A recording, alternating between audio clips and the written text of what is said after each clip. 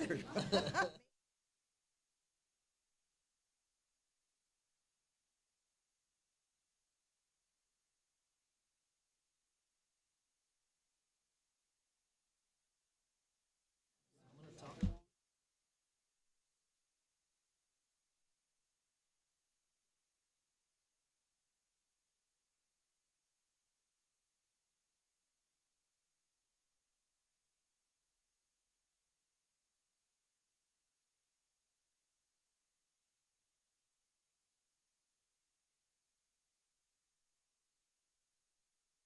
Yes, my eyes are.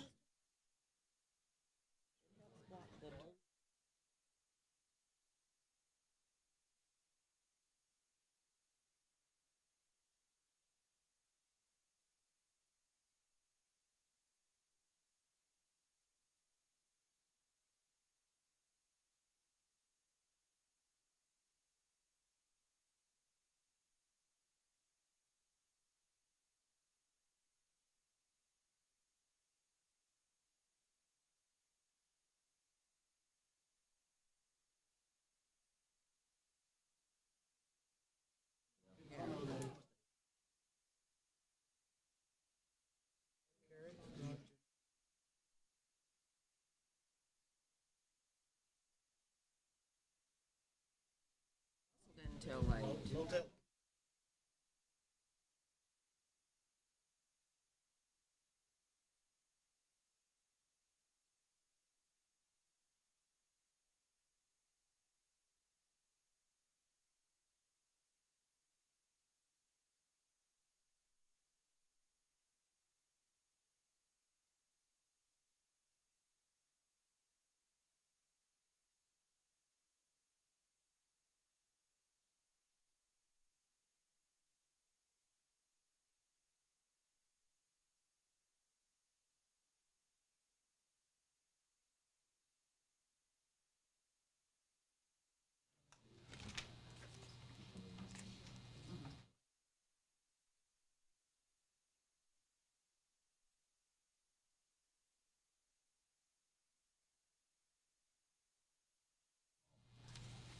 yeah.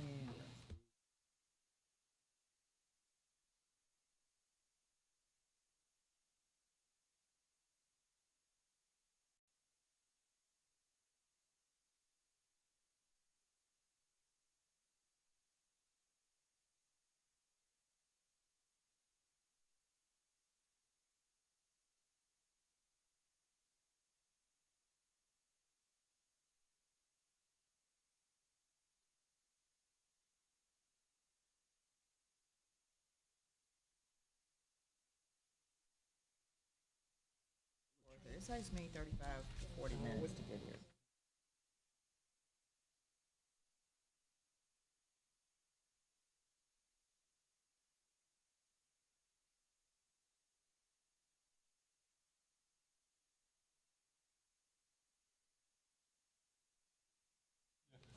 Yeah, I don't.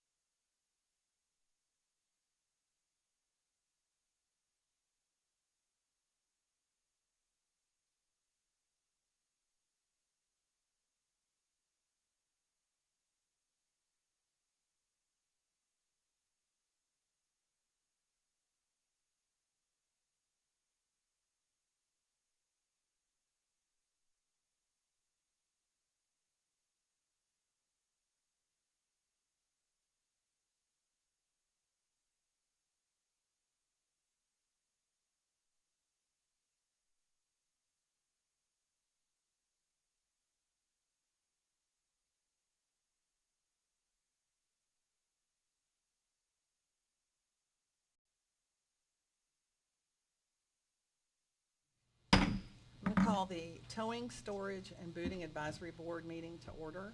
I want to welcome everybody here and those who are listening on the internet. Roll call, Joanne Messina, here. Hector Cabello, Here. Chris Confer, Here. Gene Forrester, Here. James Spears, absent. Amy Milstead, Here. Jeanette Rash, Here. and we do have a quorum, so thank you everybody for coming. The next item on the agenda is the approval of minutes from our last meeting of January 12th. Do we have any corrections to the minutes I didn't as see presented? any. I make a motion to approve the minutes. Do I have a second? I'll make the second, Amy Milstead. All those in favor? Aye. Aye. And minutes are approved as presented. The next item on our agenda is public comment. If you wish to make a public comment, please fill out the form at the desk and turn it into me. I have two right now. Mike Poole, would you like to come up? You have 3 minutes. 3. I have never done anything in 3 minutes in my life. I bet you can hook up a car in less than 3 minutes. Oh, yeah, no, that. It's raining outside, I'm in a hurry.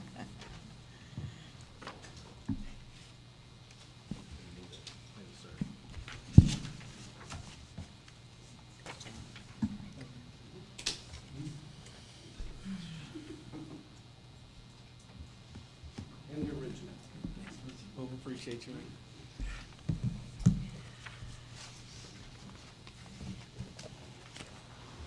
Thank you.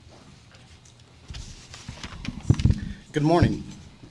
First, I want to thank you for your time. My name is Mike Poole. I'm with Neil Poole Records out of Odessa, Texas.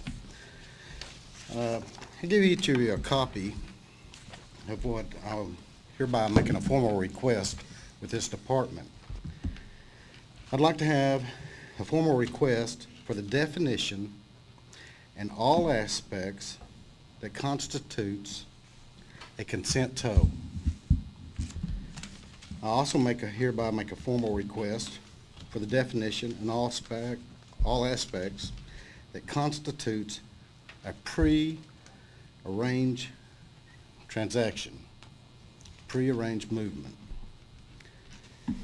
I hereby make a formal request for clarification, the difference between those two. And number 4, I want to know what kind of equipment is available to use under each time. It's my opinion, and I have sought legal counsel to make sure that I wasn't just totally off the bat, that the letter that you have a copy of there dated 8/2015 completely confuses and basically undermines the very fabric of this industry of what a consent tow is. I ask that y'all visit it, look it over, and get back to these clarifications in a very timely manner. An example, Joanne, next Monday morning when you get ready to go to work, your car doesn't start, you're going to call a towing service. Yes? Okay. The conversation will go something to the effect of, hi, my name's Joanne. I've got a 2014 Chevrolet sitting in my driveway at 1203 ABC Street. I need to go to All American Chevrolet. What would be the price and when could you do this? The towing side is going to say, Joanne, that's going to be $50, $100, whatever. Y'all are going to agree on the price. And the towing service is going to tell you that I'll be there within 30, 45 minutes, and we'll get you picked up and get you carried to the dealership. That's a pre-arranged movement by every aspect under this section. It is. Or is that a consent tow? That falls under consent tow every aspect of the law. The way this is wrote and the way this letter is put out,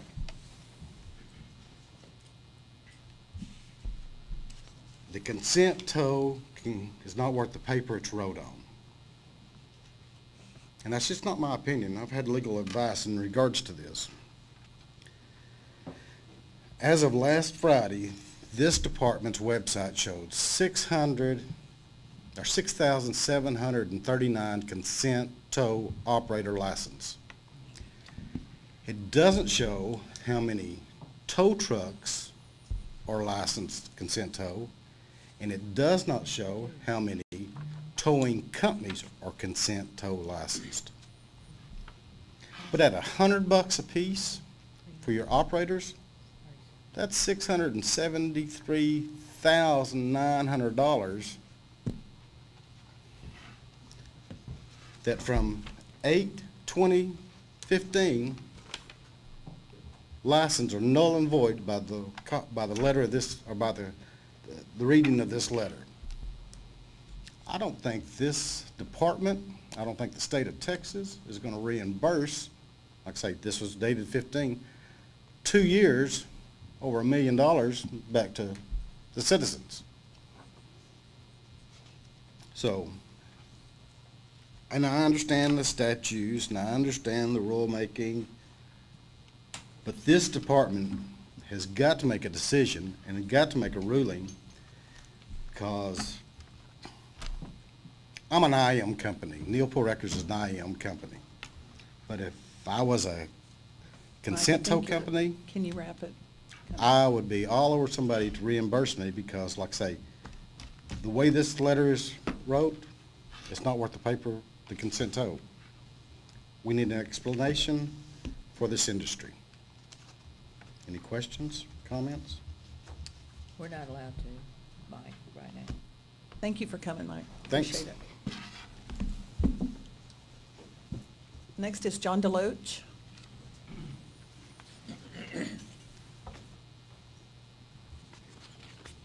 Oh, I'm sorry.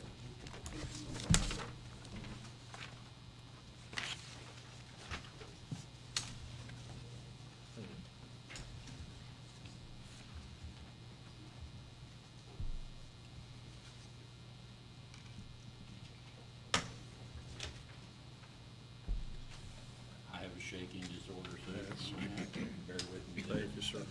Trying to get these things sorted out.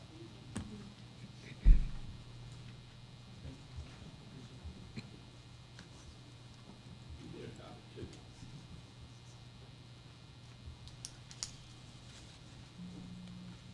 And if you don't mind, you get one of these for us back here.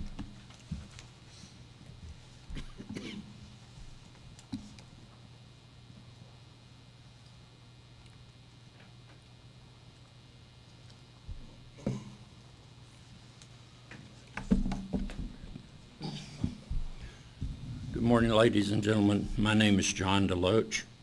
I'm the owner of Bear Towing Company in San Antonio, also the owner of Bear Auto Storage in San Antonio.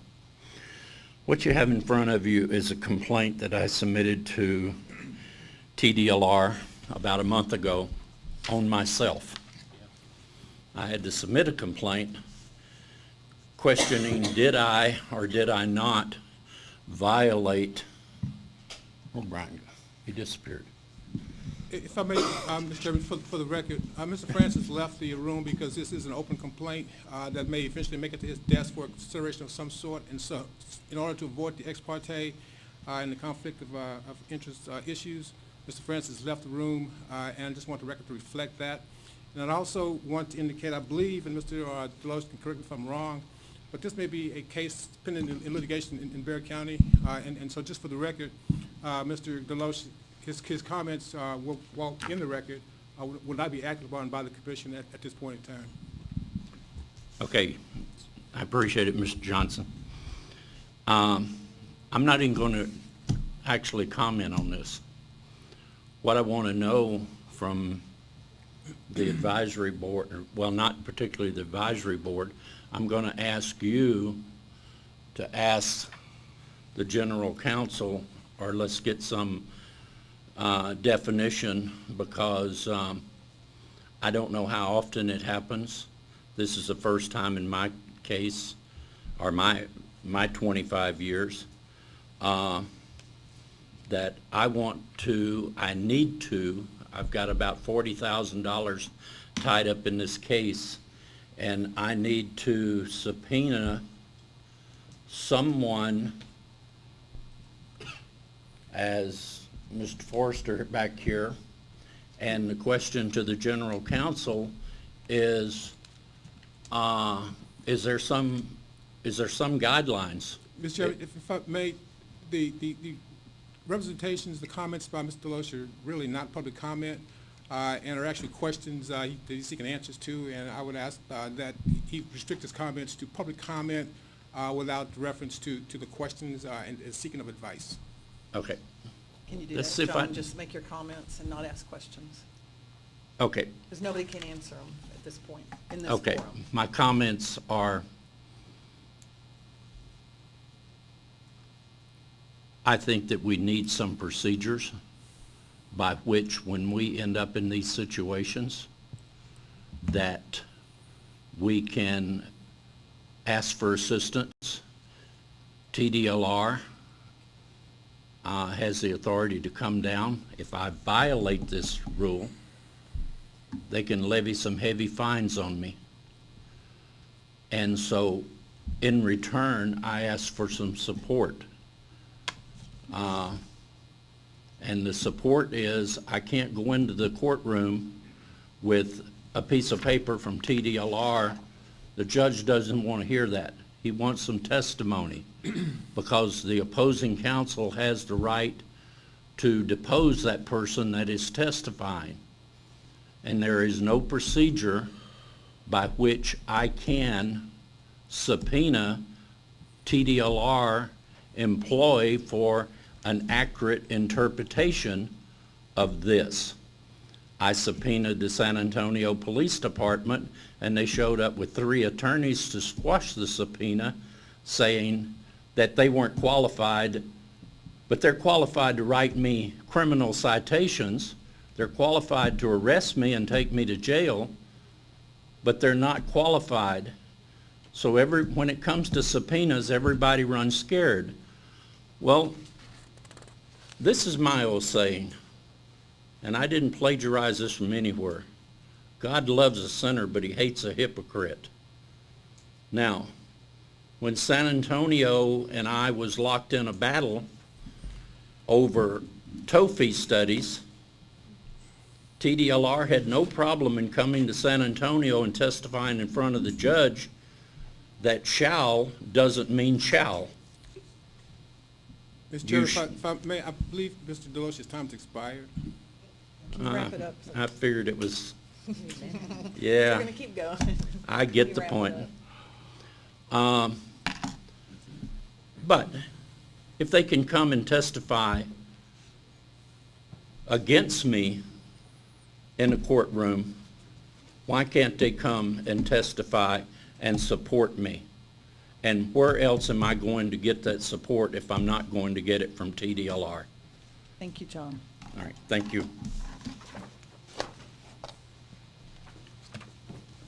Anybody else have public comments? Madam Chair, I just want to make a statement just for everybody. Just so everybody understands, we're not allowed to comment on people who come. You all know that, but I just want to make sure everybody remembers that. It's not like we're not listening to you and ignoring you, we're just not allowed to do it, okay?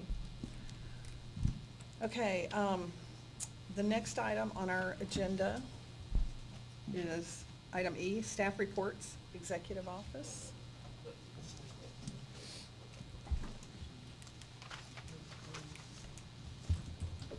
And we're going to, shall we skip over to compliance and do compliance?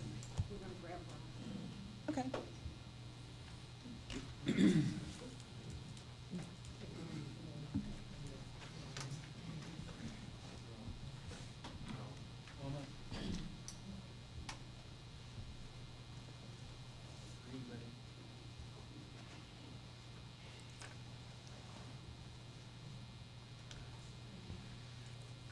We're on agenda item E, All right. executive office, staff reports. So, Madam Chair, Brian Francis, Executive Director with TDLR. I apologize for having to step out, but it's one of the new things in my new responsibilities. I can't be in listening to complaints. So since that was an open complaint, I had to remove myself from the room. I don't like that, but we got to do things we don't like sometimes, right? So, Madam Chair, I just want to talk a little bit about the agency. Of course, you guys know I've been in the role now. We'll be coming up on a year on September 1, and it is quite different to sit in this chair. The staff has heard me say this at several of the other advisory board meetings. My dad's a simple guy. You know, he's from Giddings, and you know, he's really proud of his recliner that allows him to stand up. I mean, that's a big deal for him. But you know, when I told him I got the job last year, he was like, "Brian Earl, I know you think you've been running that agency for years over there." And he says, "But all you've been doing, son, is making suggestions. And Bill Coons has been making decisions. And you need to remember that." And that's been a big difference. Going home with the decisions every day, whether it's an enforcement situation, whether it's a termination of a longtime employee, it kind of keeps you up. And I think you as small business owners understand that responsibility. Making sure we stay in budget. One of the things that Bill told me as he left was, now you know there's a small provision in the administrative code that says if an agency overspends its budget, the executive director is held liable for that. I said, well, they're going to have a tough time. They're going to have to kind of get some quarters from underneath my seat to make sure all that adds up. So it's a different seat, and I'm learning every day. The session was involved, and we'll talk about that. I nearly thought my full-time job was to go to the Capitol. I mean, It was. Yeah, so to take over during a legislative session was a big shift, and now I'm trying to figure out what does the job really entail on a day-to-day basis now that I'm having the opportunity to not be in hearings, even though that's going to change maybe next week. Madam Chair, I'd like to talk briefly about our legislative session. It was the busiest legislative session TLR has ever had. We attended 65 hearings. I know that you and Board Member Rash can relate to. That's a lot of hearings to go to. We were in 20 different committee rooms. One of the things I wanted to do this session was to make sure that we had broader bench strength. That was important for me to start building that. We had training for our directors and other folks on how to handle testimony before legislative committees. In this room, we had people that were mock members, not mocking members, but just mock members of the legislative body. One time we had one of our folks was at the table laying out our agency's budget, and I came strolling through the door with a beach ball in my hand, just bouncing it, and you know, they got to stay focused on it. And I just sat there with the ball at the table, and we've not seen that before, but you have to be, you know, prepared for the unexpected. This session we had over 219 cost estimates that we did. For those who don't understand, a cost estimate, for every bill that's filed during a legislative session, they require that the agency that may be impacted by it provides an analysis that says, oh, it's going to require us to have 4 more employees. They may have to do X amount of travel. It could be this many complaints. So you give them an idea of what the revenue and the expenditures are going to be associated with implementing that bill. We provide a cost estimate as an agency, and then the Legislative Budget Board develops what's called the fiscal note. That was a 60% increase over the previous session in terms of how many cost estimates we had to do. We tracked over 341 bills that were impacting our agency. It was involved, very involved. As you know, it's a maze to navigate through the legislative process. I think it's more art than science. You got to kind of figure out the nuances of the session. This last session, there were 6,631 bills that were filed on the House and the Senate side, and about 1,021 of those passed. It's about a 19% pass rate. You guys have all been involved in our strategic planning process in the even number of years, and out of that process comes a lot of ideas of things we can improve on and things we can do better with those 4 questions. What do we do well? What can we do better? If you were king or queen for a day, what's the one change you would make? We went into the session with about 56 statutory changes coming out of those strategic planning sessions. 52 of them were passed. It was a 93% pass rate, which is just incredible. And to me, it's a statement about the process and not a statement about us, but it's a statement about getting good information, good ideas, and the legislature knowing that we're vetting these with the industry, with our staff, to make sure that these are things that need to happen that are going to improve the process going forward. We're excited about it, but now that's work that we have to do, with all the different programs that have come to the agency. Madam Chair, I'd like to go quickly through a couple of documents that have been provided to you. Give you a big picture for TDLR, and then we'll drill down to the legislative issues impacting the towing and the vehicle storage facility industry. So in this document here, the very bottom half of it, you'll see some of the items that we call our deregulation initiatives. TDLR, with the exception of maybe one legislative session, that was 2 sessions ago, we have always received some new responsibility, a new program or something. We knew going into this session that could happen again, and so we identified some current programs that we thought could be deregulated, that they didn't need to have a statewide license.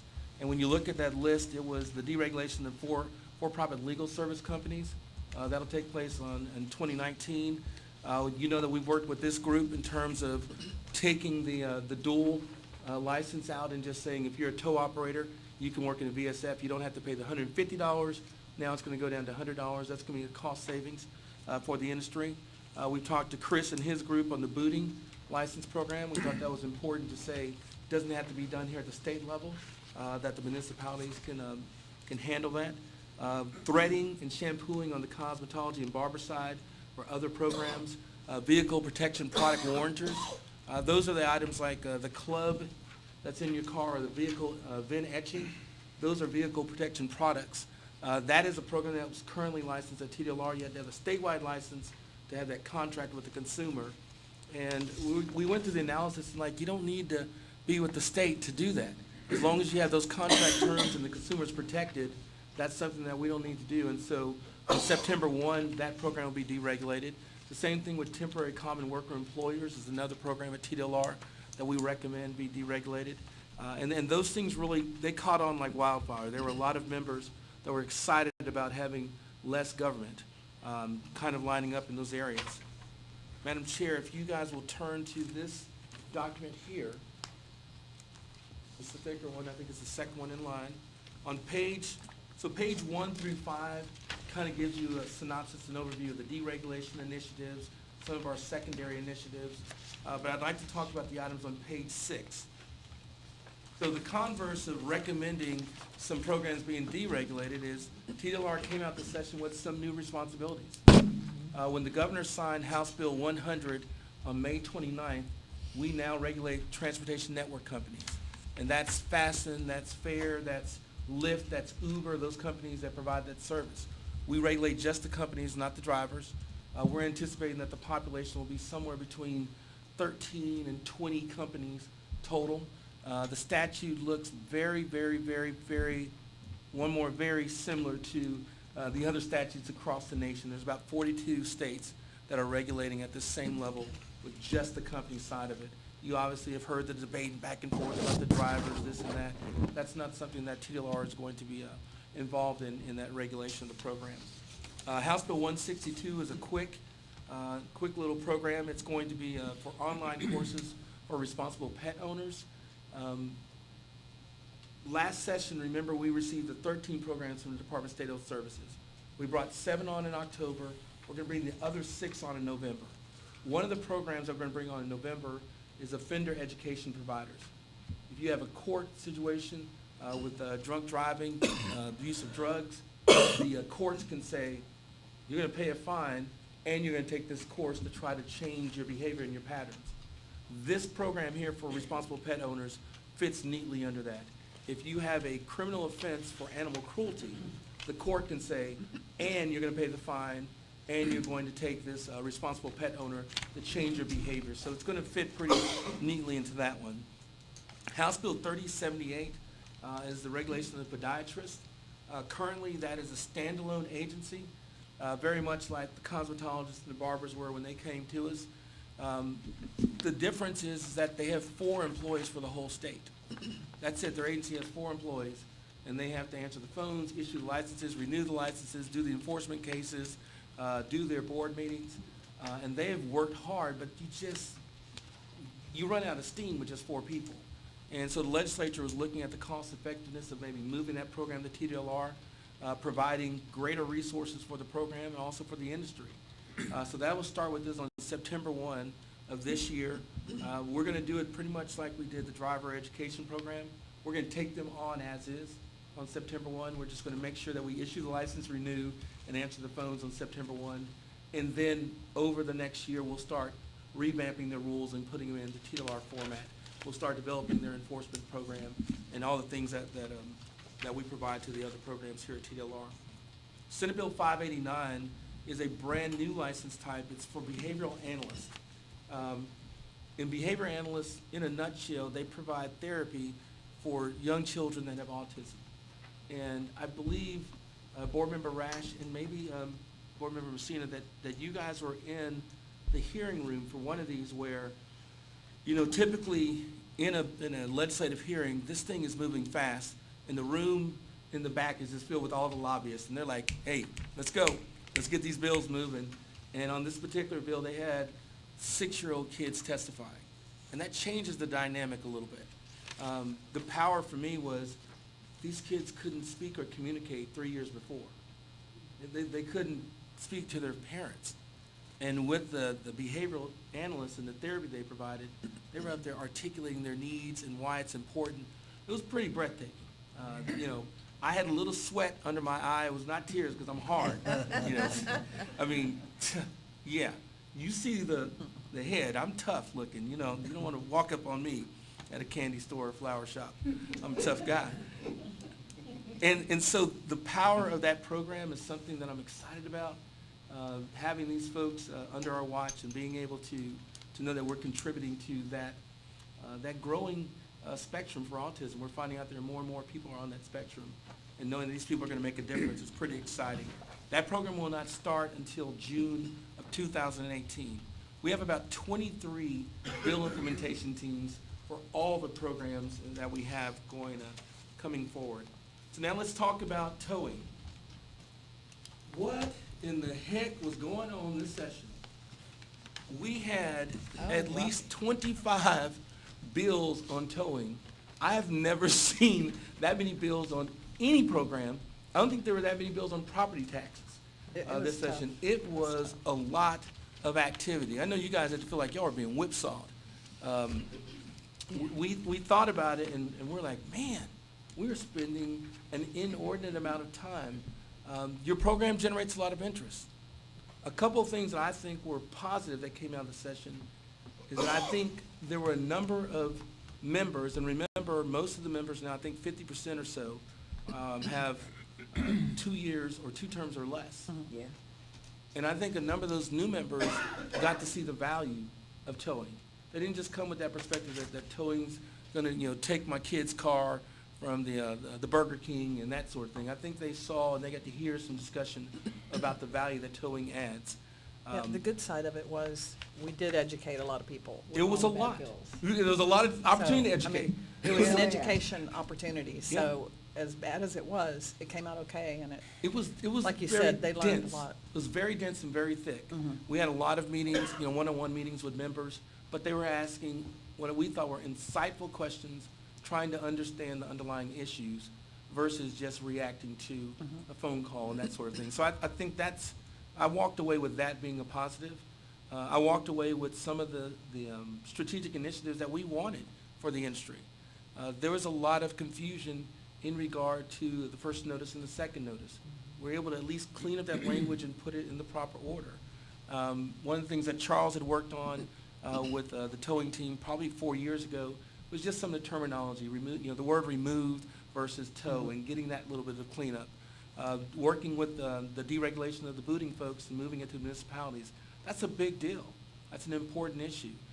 There were other things in there, the advisory board composition, and we'll talk about a few of these bills straight up, and I know Todd and Latasha will be providing even more detail about how we plan to move forward. We have an idea of how we want to progress. And I want to emphasize that it's an idea. We're going to do like we've always done. We're going to use this advisory board and the work groups to really get some of those details, because there's some nuanced things that we're going to definitely need the input and maybe even just testing the waters on the terminology. You know, Mr. Poole, you know, raised some good concerns about just the letters that we send out have impact. And, you know, we need to make sure that we're being clear, that we're not adding mud to the water, that we are bringing clarity to the process. The main bills that I'd like to chat about is House Bill 1247, House Bill 2615, Senate Bill 1501, and 2065. And again, I'm only going to touch on these. Todd's going to provide you guys greater detail. But 1247 was a bill that just simply said that if there is a third party that is gathering information directly from the Department of Motor Vehicles, then a VSF can rely on that third party information for who is the lien holder, the operator, addresses, and that sort of thing. So it just allows for each company doesn't have to go directly to DMV. They now can use third parties, and it's clear cut, pretty straightforward. I think that's going to allow for even greater efficiency in how things are operating. I know that most of you guys are all technology driven. I'm joking, but guess what? You are. You guys are being slowly but surely pulled into this technological world, and you're finding out that there is greater efficiency in using databases, or greater efficiency in trusting companies that can manipulate those databases for you, so you can access information quicker and you can respond quicker. So 1247, I think, is nothing but an improvement and an efficiency bill for the industry. 2615, it's got a couple of things in there that I want to just chat about. Let me find it on my handy dandy list, or I'll just grab my bill. I'm old school. I like to read the bills straight up. I'm also old school in reading them at 10 o'clock at night last night, right? But no one else does that in there. Everyone else goes to sleep and study about the industries. So 2615 has a few things. One, this was the dual license piece. We're thrilled on that. We're absolutely thrilled. Well, Brian, you guys came up with the idea of the dual license. Yes, and we were wrong. Yeah, We were absolutely we should wrong have on done that. it this way to begin with. Yeah, this is how it should have been done in the on the first front end, and this is going to be cleaner. The operator, basically, it says that if you're a tow operator, IM, private property, or consent, then that license allows you to work in a VSF. Done. That's it. And we find out that most of the drivers are doing this, so that works out perfectly, and we're excited about that. It also takes out the it provides transition language for the dual license. Todd's going to touch on it, but it's going to be very simple. We want it to be very clean. You're either going to be able to renew as an operator, an IM, a PP, or a CT, or we're going to issue a new one. And you're going to know where you are on that path. If you currently have one, that license is going to be good until it expires. What? Yes, it's magical. It's absolutely magical. This is some of the best transition language that we've worked on in a while, because it makes it very clean, and it takes any responsibility off of the operators. It's just, if you have a dual license today and it expires in March of next year, it's good. And you're going to roll on out, and when you renew in March, you're going to say, oh, I'm checking the IM box, I'm checking the PP box or the CT, and you're good. If you start off new, you're going to get the new license, just has that one thing. So pretty straightforward. Todd and them will lay out the timeline on that. 1501, just by the weight of this bill, I don't know if it's an A+ or an A-, but it's got a lot of good stuff in there, and it's got a lot of stuff in there. Oh, what? Brian didn't say good stuff on the other stuff. Well, it's all an eye of the beholder. You may not think my stuff is good. So I'm just going to tell you what I think about the bill. I'm excited about the advisory board changes. We're going to miss Chris, even when he had the long bouffant-do hairdo, and we're going to miss it. It's progressing. It's progressing. Yeah. But there'll be a new composition to the advisory board. And the new addition is going to be a combo towing company and vehicle storage facility owner. What does that mean? It means mathematically that the industry is going to have majority of the members that are governing what they do. Thank you. That was an excellent I change. think An that's excellent change. appropriate. Yes. I think that's appropriate. That's something we talked about in our huddles internally, and there are other ways we could have went with that, but You know, at the end of the day, that made sense. Perfect. That made sense. Now, here's the thing. I know this industry. I'm fond of you. Like y'all people. Y'all are great people. Y'all got to figure out how to work together on this piece, because I don't want us seeing the positive as a negative, saying, oh my gosh, they got too many people with the red hats. They got 3 red hats and 2 blue hats. Oh, they don't like the blue hats. It's not about that. We're going to look at the folks that apply for the position, and we're going to try to find the best people, and I think we've done that before, and trust us to do that again, that we're going to find the best people that can represent the industry and really represent the diversity in the industry in terms of the size of companies and where they're located and what they specialize in. Are they specializing in IM or private property tax? Because that's really where the conversation needs to take place. Having that broad representation so that when the issues come up, somebody up there is speaking on it from an area of expertise and knowledge. Madam Chair, I'm going to leave the notice discussions up to Todd and Latasha. I want to touch on just 2 more pieces. So when you look at the bills, and I think we've got copies of them for you, Senate Bill 1501, one of the things I encourage the staff to do is read through the bill just for understanding and feel. If you read just the bill, you're in a world of hurt, because that bill and the changes have to be read in harmony with the whole statute. So when you grab this bill and you're like, oh, they changed the word or, there may be 4 sections over here that weren't touched that impact the way that reads together. So read the bill just for understanding, and then bring your statute and read that bill together in harmony and say, oh, they're only amending letters C and D. What does A and B say above? Because that's going to impact it. It has to be read in harmony. You've got different sections of the bill. You know, section 1 is going to talk about the advisory board. I want to go to, Madam Chair, on page and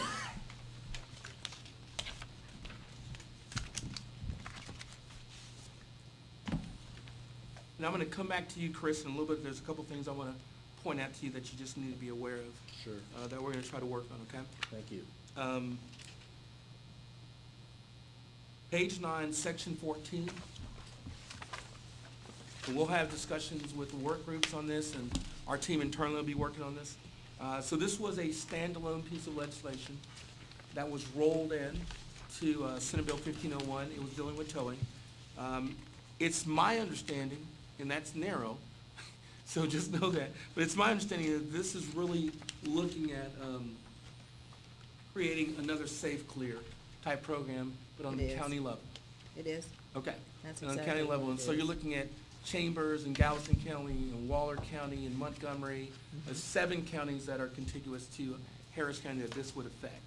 So that's how we were going through the session and progressing through it.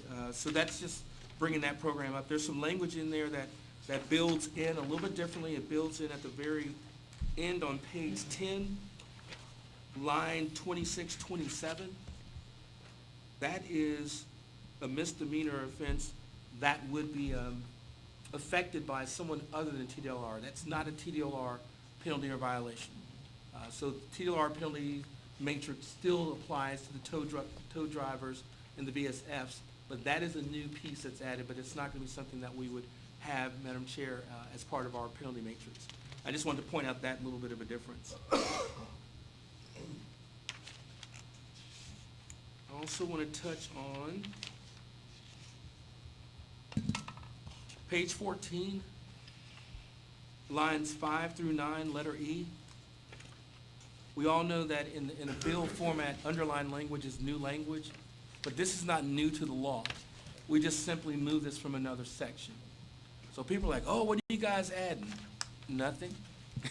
It just made sense to have it placed here. It was out of place. So I don't want you to think that this is some new agency thing that was created. Just simply, and you'll see a repealer in the back that deletes the old section and just simply moves it here.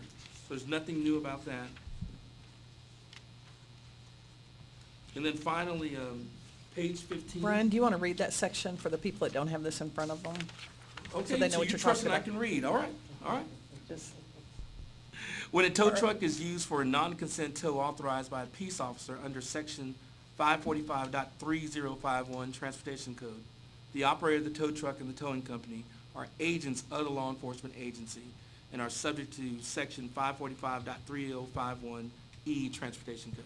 So again, that's existing language that's been in your law probably since, Mr. Deloach had hair. And now that he's trying to be like me, and I know why you're there though, now he's trying to be like me, it's still the same thing. We've not added anything new with that. And I just wanted to make sure that was clear. Thanks for pointing that out. On page 15, there's a brand-new section added, 2308.259, towing companies' authority to tow vehicle from university parking lot. Just see this as an extension of the conversation we've had probably for the last 3 years. And we'll start with the normal conversation, which is, the apartment complex is going to stripe its parking lot. And now the only thing in the statute you had to do was you could tow that vehicle, they didn't move it, and you're going to tow it to a VSF.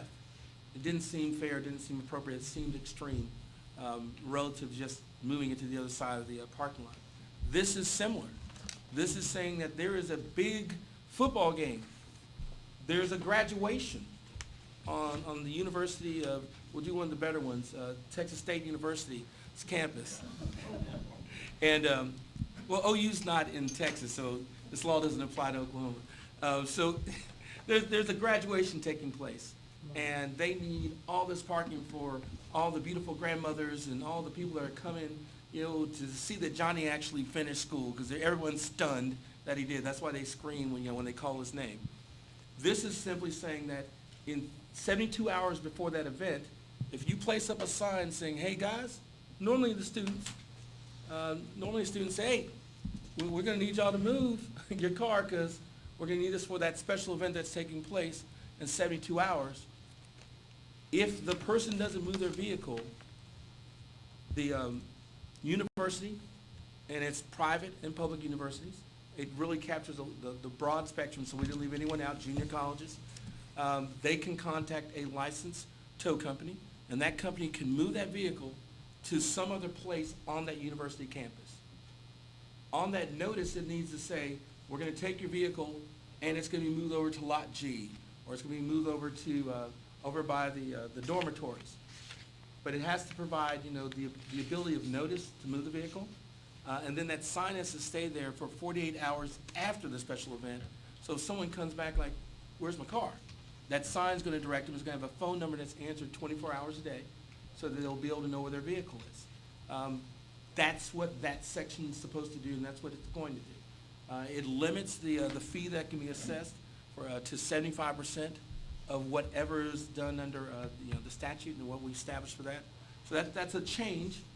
But I think there's some value in having that change as opposed to a person having their vehicle and going to a VSF, that sort of thing. So just wanted to point that one out.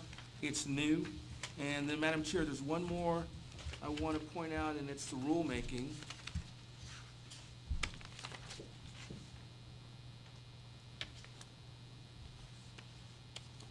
I apologize for not being so quick with my flipping here.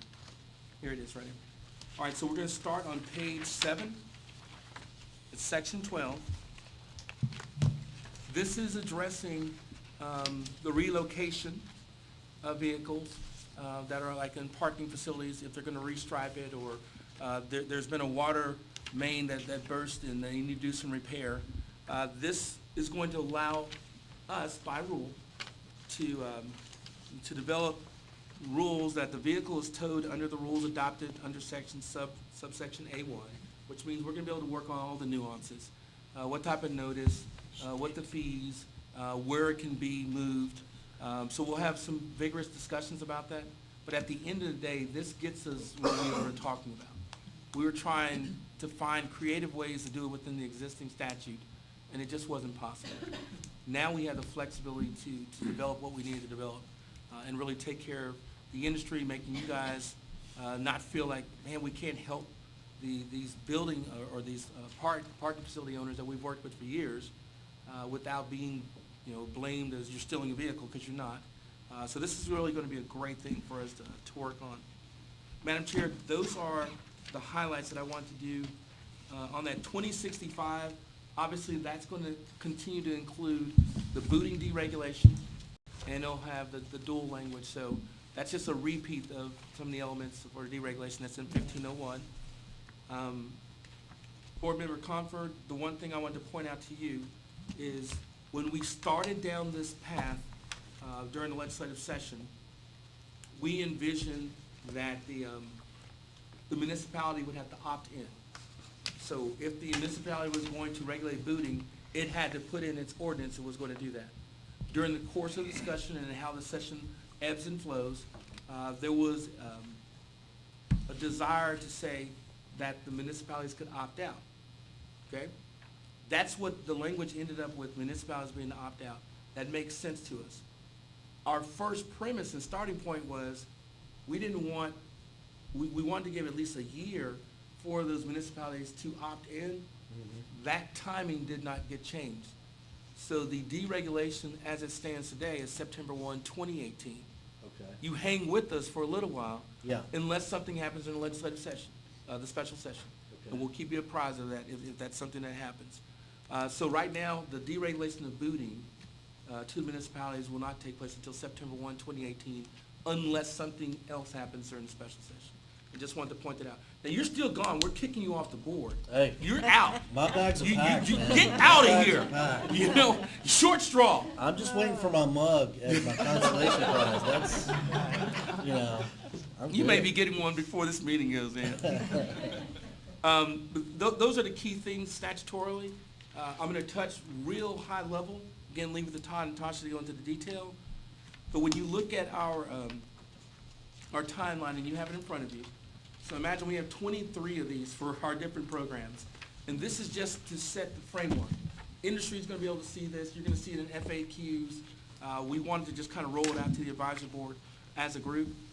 So you're going to see your next advisory boards, we're looking at the week of September 11th. At that meeting, you'll start looking at rules that we may need to look at for 1247, which is the notice provisions, rules relating to the dual license. So anywhere in the rules where we reference dual license, we got to remove that because it's no longer applicable. Anywhere in the rules, Joanne and Jeanette, where we had the training license, you know, that's something that can be adjusted for it as well. We'll look at publishing the rules on September 29th, and then the comment period ending for going to October 30th, then having the advisory board back in November, the week of November 13th. So this kind of just gives you the roadmap of it, and then it lets you know that we'll be seeking commission's approval on this December 4th. So December 4th, get these rules approved. January 1, they'll have an effective date. So that's the timeline. There will be things that we will enact before these rules go effective because we can. It doesn't require a rule to change a form. It doesn't require a rule to stop accepting money for the dual license. So there will be things that we'll be moving forward with. Todd's team, at the very bottom, if you look at it, that's our bill implementation team internally. It is a cross-section of employees from our enforcement division, licensing division, customer service division, field operations. We do things collaboratively here at TDLR, and this just kind of gives you a visual of how we think and operate. And again, this is just one program that we're doing the bill implementation. The consultants are exactly what we call them. They are people who plug in as they're needed to the process, but they don't have to be on the team meetings every week or daily, however frequently Todd's going to be beating these people over the head and making them work. But this gives you an idea of the flow and the work that we'll be putting in front of you. Imagine that your work groups will be meeting in between those advisory board meetings, working hard to go through the information, have the conversations about what it should look like. So, Madam Chair, that is the quick overview. For me, that was not that quick, but I'm available to answer any questions if you have them. Any questions, board? I mean, that was pretty thorough. Thank you. I think you covered it all. Apologize for that, not moving Madam as Chair, quickly through. I would just like to say congratulations for what I see as one of the more comprehensive efforts to bring together some of the disparate language that sometimes I've had to deal with under transportation code, occupation Exactly, code, yes. government code. And my hat's off to the people that worked on this. Thank you very much. And I mean, our team has been great, Todd and those guys, and Latasha, our GC folks. We had more conversations with DMV during this legislative session and in the interim than we've had before, and that was helpful. It was helpful having that dialogue. Very good. And I want to compliment your team. It was great seeing y'all at the Capitol en masse, because I know you were going 100 different directions, and y'all were an awesome resource for us in what we were doing. And I just appreciate all of you. I know you were going crazy, but A little crazy, but I've got to I think you're very I got a little bit of Kuntz in successful. me. I got a little Kuntz in me. I Yeah. kind of get excited about the legislative Yeah. session too. everybody I spoke with was on top of that y'all were on top of everything going on. And that's very comforting to know that, Nick, that's happening. Nick coordinates our legislative efforts across the board. We were meeting twice a week internally to make sure, as we say here, that everybody was on the same page in the same book. Because sometimes you can be on page 45 and Mr. Forrester can be on page 45, but if you're reading from two different books, it doesn't make any sense. And so kind of threading together where we are, what's our message, where are we at in the thought process. It's a lot of work, but Y'all staff did a great job. Thank you Great so much. job. Appreciate Thank it. you. We really appreciate your support. Anybody else? Okay, we're on agenda item E2, Compliance Division Report.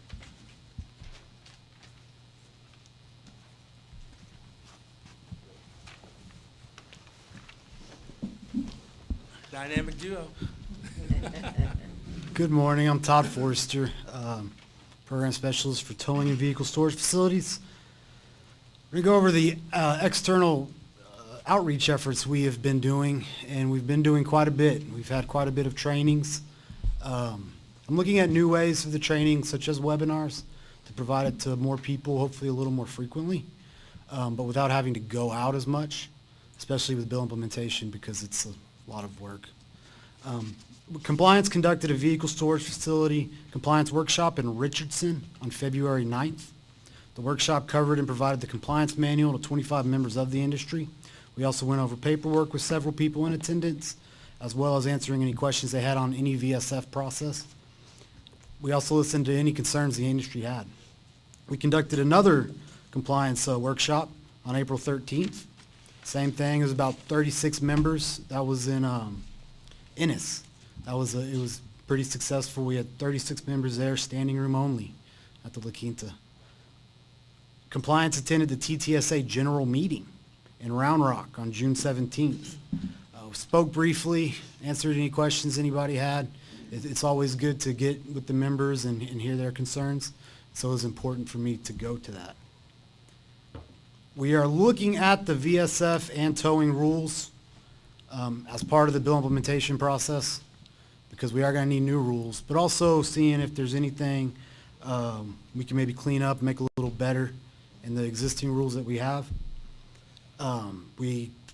This comes from feedback from the industry that we get at the trainings and the strategic planning process. Whenever we do that, we get information on what we can do better.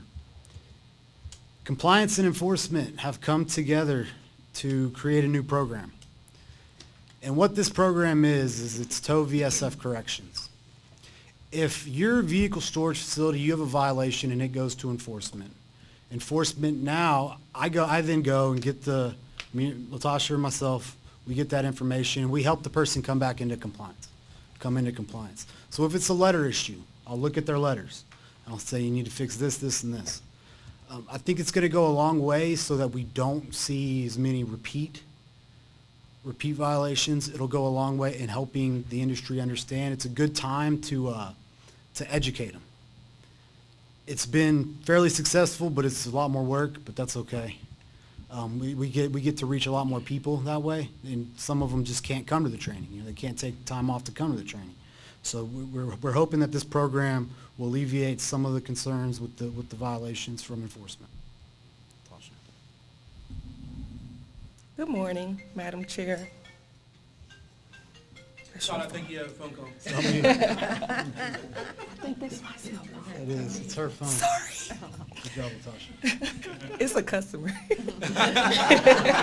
Well, go get it. I mean, we say we answer the calls. I'll call Yes, them right. back. And they knew that they're watching it. They knew you were on it. Yeah. I'm sorry. Okay, good morning, Madam Chair and board members. My report will be short, unlike Brian's. It's gonna be brief. You have the information for our internal compliance efforts in front of you. I'm just gonna touch over a few of them. We conducted 3 trainings since March with the Field Ops Division and Customer Service. We're continuing to develop our policies and procedures internally, and this concludes my report. You have any questions? Fast. That's it? And we'll be back to talk about the, Oh, yeah. Yeah, we'll let you go so you Yeah. can prepare for the rest of your presentation. even Thank though you, Brian, both. he said it was short, but it covered all. Okay, the next item on our agenda is Education Examination Division.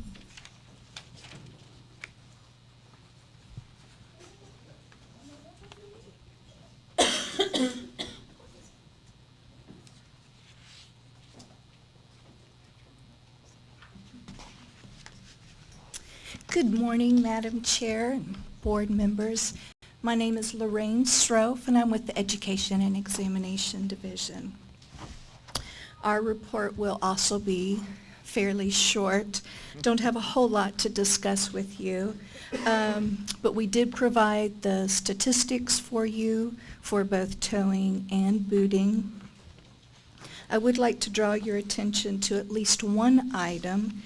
If you will notice on the towing operators continuing education statistics, in 2016, we had a total population of 378 CE providers, and now we're currently at 427 CE providers. So that population of CE providers, which are providing CE for all statutes, not just towing, but it has been a large increase, and some of those have been for towing. So that's just something I wanted to point out to you, that population is growing. Also, I want to commend the Compliance Division on their emphasis on educating the industry. So good job, guys. Our division will be affected, as Brian's already shared with you, with the strategic planning that has been put in place, but also the bills that have been filed. And once Todd shares with you those more information on that, then you'll be able to see how all of that's going to fall into place with the bill implementation team. And that's all I have. If you have any questions, I would be glad to answer any for you. Any questions on the education report? No? Good. Thank you, so guys. much. Our next item is E4 enforcement.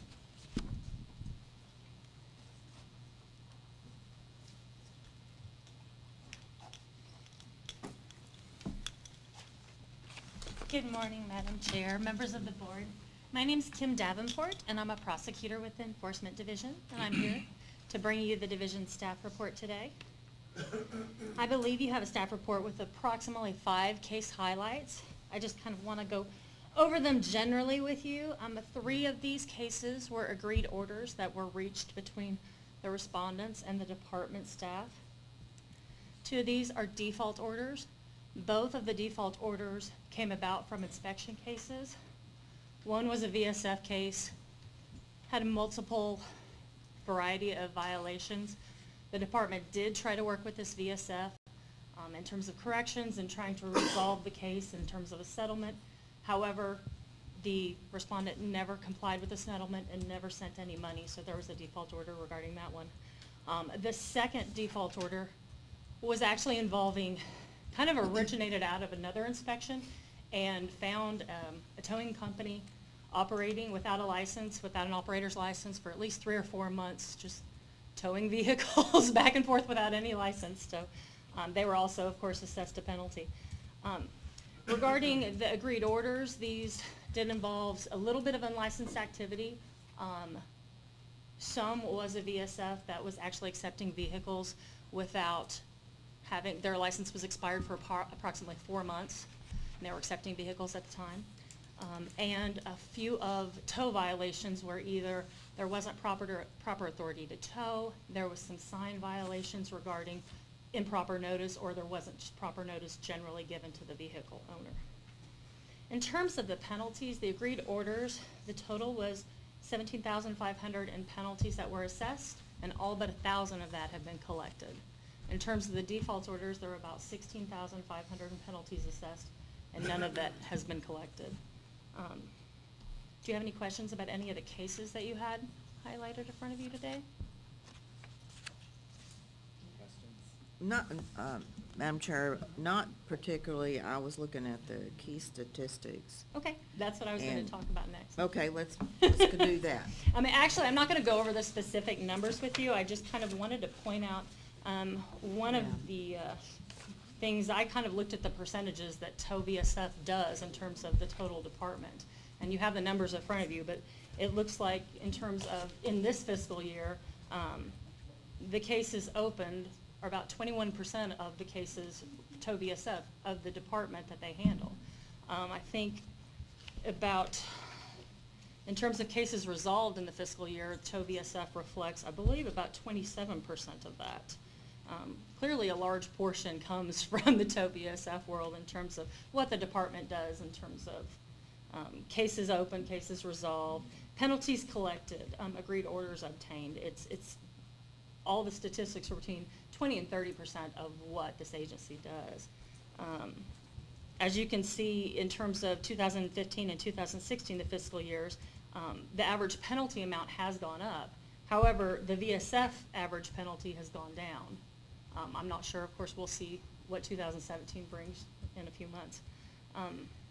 In terms of, do you have any questions about the statistics? I was going to talk about that. Well, I wanted to just say, I mean, looking at the amounts, and you're right to talk about the fact we've jumped up back, we jumped back to 25% again. And even though we talk tow VSF in our key statistics, 99% of the time, it's a towing storage facility. The company owns both. So if you combine these penalties, tow VSF, in comparison to the rest of the regulations that y'all do with all the thousands of other businesses, their average, just so the public knows that's listening, in fiscal year 2016 is $1,866, but if you combine $1,866, but if you add them together, tow VSF for our companies, for our industry, is $5,221. My hope is that what Todd is doing, which has already made a tremendous improvement, there was so much hunger specifically for VSF, because towers were trained, is that his work to try to look at corrections between compliance and enforcement will work. And we have to look very carefully at the top 10. Like the number 1 is failure to have data plates on equipment. We need to talk to the industry about that. I don't know that that is even something that, I don't even know if we should be even looking at that at all. I don't know. That's a manufacturer kind of thing, but it's number 1 now. And so we need to look at that, and I always look at what's at the top to try to figure out what we can do to deal with something that looks like is a problem for the industry as a whole.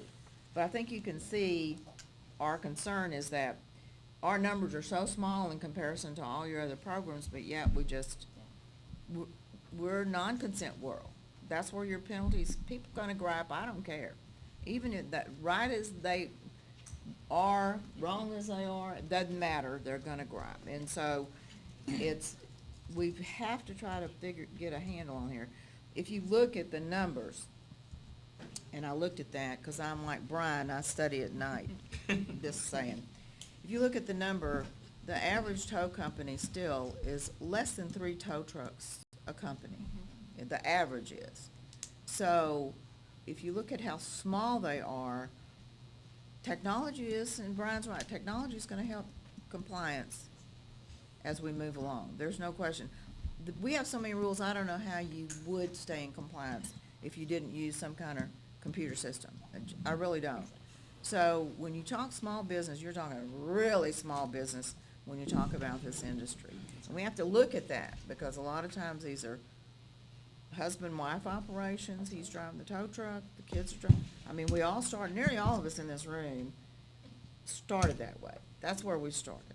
I mean, my husband and I started with one tow truck he was driving, and the VSF was at our house. That's where we started. So I'm just still concerned, Brian, still concerned.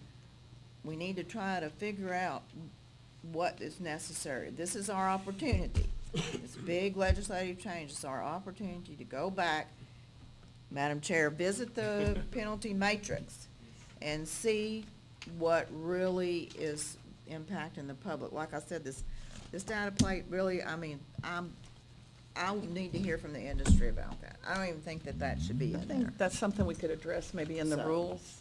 But and I look just at. I wanted to think talk that's a about good- that a good today. topic. And Madam Chair, along those lines, Brian Francis, we've had some conversations in the last 3 or 4 months internally on that issue, because, you know, one of the new things that I have in this role is signing orders, and, you know, the agreed orders. So I am signing hundreds of those orders. The Enforcement Division does a great job. They do. And they're sending a lot of work my way. But that's one of those tough decisions, because, you know, day one, I'm signing orders for a $2,000 fine or a $1,000 fine or a revocation, and that sits heavy. I mean, it's just a quick little signature. It's not my fancy, pretty one in the elevator. This other one is just a squiggly. But I'm like, wow, that's somebody's livelihood. That's a person's family. And this particular violation has jumped out It's at crazy. me. I don't know where it's coming from. I It has never been at the top, and I think what needs to happen is that I think in just brainstorming, dangerous, you know, staff's like nervous, like, oh, heck, he's brainstorming. But just the thought I had is, when we are doing the inspections, look at my inspector guy, when we're doing the inspections, we should make the determination then, was the vehicle, the size of the vehicle appropriate to the capacity of the tow truck? Not, well, can you that's, read that's the the data? question. That's Are where you it's at. towing safely? That- Are you yeah, towing the that's right where we'll see vehicles? it. Not, That's where do you it'll have a be. data plate on there? Yeah. Yeah. The violation should be, you're And so I think towing that's where over we your need to- capacity. Did you tow over, it's not, oh, they towed an X. That's what we care about. We Yeah. don't care about the data plate. It's, do you tow safely? So I think Yeah. we'll start fine tuning that. So I agree. Yeah. So that's an issue. I hate to see that on top, and I don't know how it rose up to that. I don't remember seeing it. It's been in the top 5 for a while, but it jumped up to number Yeah. 1, so, and again, y'all have made huge progresses here. We are unique and different. We were specialized motor carriers for a reason when we were at right. Railroad Commission, so, you know, I really appreciate it, and the reports really help us to really get in the weeds to see what's going on, and if everybody's doing the same thing wrong, like Yeah. all, you know, 6 of the 10 is signs, whoa, Brian knows the sign issue. I mean, what can we do? Because it seems like we have so many problems with signs. And, The good news is on the VSF violations, you'll notice that sign violations are not in that number. I know. Isn't which that I think weird? is Yes, it's- Excellent. Here's the good thing that I noticed. They're in The the field field operations. operations, big time, Yeah. but they're not flowing over to enforcement. yes. I like yes, that. Yes, exactly. That's how it should be. I mean, let's get them in compliance. Right. Get them fixed. I mean, we but educate and we try, I know, I mean, Yeah. speaking personally, you know, I I want think- people to fix the things because I think then we it's can not a problem. see a difference in since enforcement and compliance has been working together. Yes, yeah. Because, that tells me right there, those sign violations are not flowing over to violations. Yes. So that means we're doing something right. We're worried about the more serious things. Exactly. Unlicensed activity, drug policy, et cetera. But compliance has better things to do than look at every, you know, there's 6 of their 10 are signs, so we've got to fix I this agree. sign thing. I agree. It's like, oh my goodness. We have to keep working on the sign Yeah, we issue. do. But I have a question on the drug policy. violations. Correct. Yeah, I was looking at Um, on both lists. Are those violations because they don't have a program, or are they confused about timelines of when people need their drug test? What is the issue on these violations? Can you tell me? I don't know specifically in Okay. terms of this report. I know Okay. personally that in the cases that I've seen, not getting the regular drug tests, every once in a while not having the drug policy, or not getting a pre-employment drug test. Not getting it annually. In terms of these violations, I mean. What I'm looking for. That's are- what I see personally. Are you seeing companies that aren't doing anything? Are you finding companies that are doing most everything right, but they may have missed somebody or done something? The ones- That's what I want to know. The ones I see the most of, or that I would take action on in terms of that you would see here, are ones that, you know, they have 4 employees and 3 out of 4 haven't had a drug test in 3 years. Whoa, yeah. Those are the issues that, Uh-huh. like, Because that you may concerns see of me. mine that would show up here That specifically. concerns me if we still have that many companies. Yeah, that's not That good. have Yeah. blatant violations of this, because everybody knows. I mean, I know there's some confusing aspects of the timeline and things, and with the CDL timeline, but if we're seeing a lot of blatant, I'd like to get more information maybe for the Yeah, next me meeting, too. Okay. if we could. I'll talk to you. So we can address it I'll- as yeah, an I'll talk and industry. see what other 'Cause information I can get it's regarding in specifics. the topic in both of them, Yeah, so, yeah. So that concerns me. Are there any other questions? No, thank you very much. Great job. Thank Great you. job. I will get that information and have some Okay. more. Thank you. Kim, great report. Good job. Next item is E5, field operations.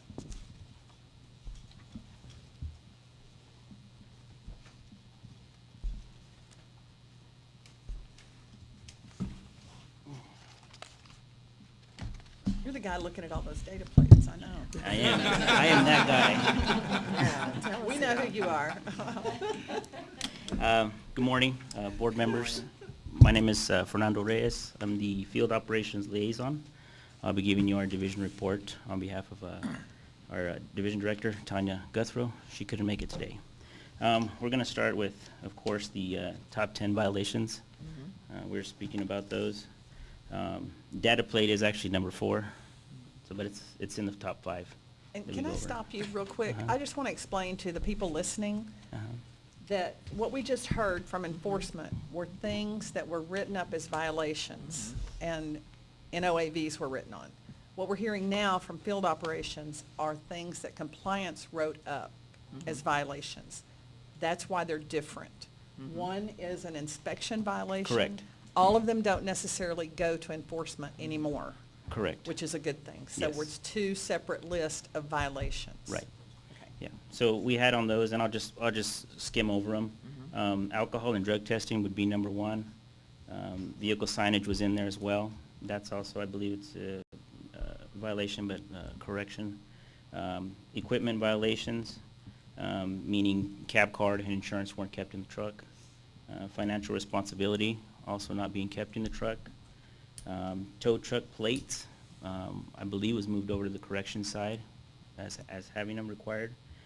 Tow ticket information required and insurance required. Those are top 10 violations for the tow companies. Top 10 for the VSF.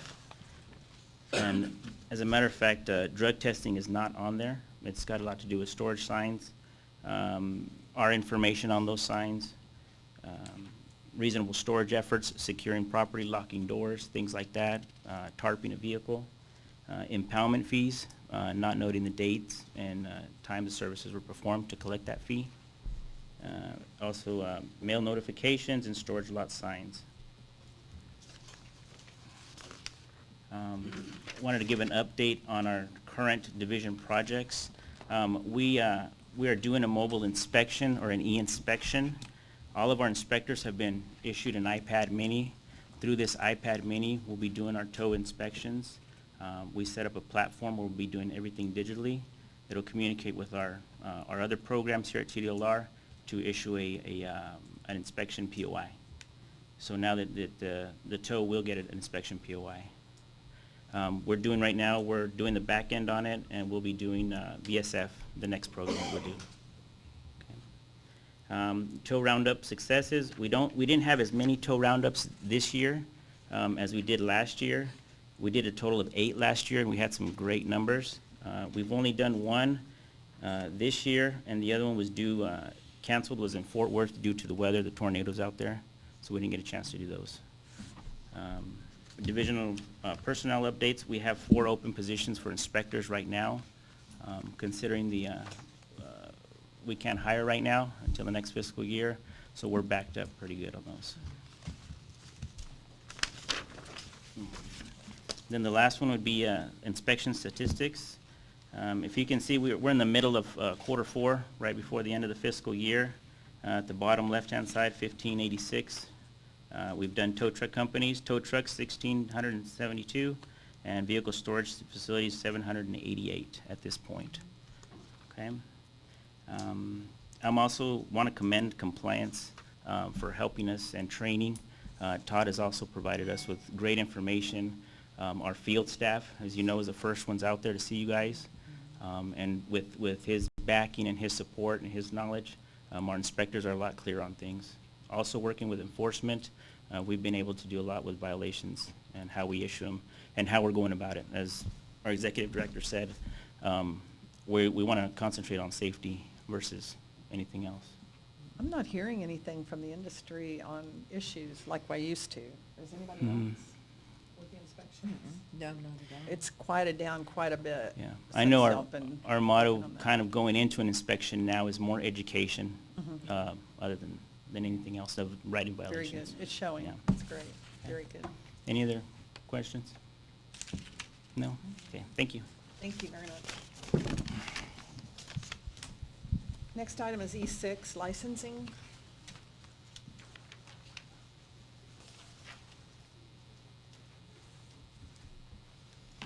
Good morning. I'm Dee Dee McEachern, the Director of Licensing. Laura's on vacation and sent me to do her work for her, so I figured I would fill in for her. But main thing I want to talk to you about is how we're going to implement House Bill 2615, the deregulation of the dual license. If you have any questions about numbers, we can certainly talk about that, but basically you guys can read those yourself, so if you have any questions, let me know.